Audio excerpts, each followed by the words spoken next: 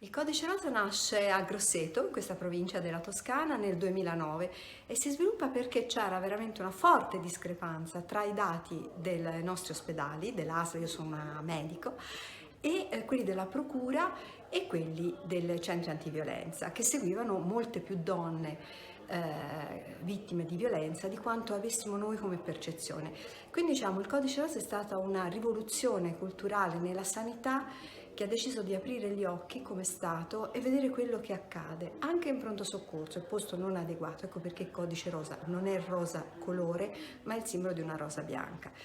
Abbiamo lavorato a lungo per delle linee guida nazionali. Il nome è Percorso per donne vittime di violenza.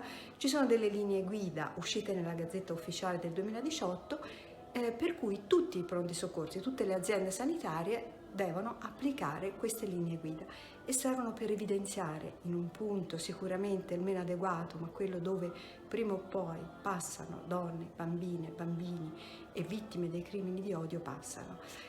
Ma la cosa fondamentale che vorrei dire è che questo lo si fa bene solo se c'è una profonda unione, sinergia e sintonia con altri enti, istituzioni e soprattutto con i centri antiviolenza del territorio.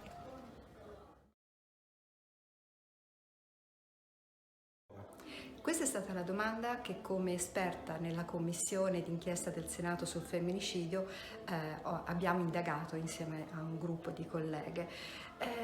Purtroppo la risposta non è buona, non tutte le regioni hanno mandato un report su questo, ma continuiamo a verificare qual è il tipo di applicazione. Cosa possiamo fare? Ognuno nella propria professione, fare questo balzo culturale e sostenere all'interno anche delle nostre aziende sanitarie il processo di trasformazione, sia come luoghi, sia come alleanze, ma soprattutto nel processo culturale per l'accoglienza di queste donne, bambine e le vittime di discriminazione.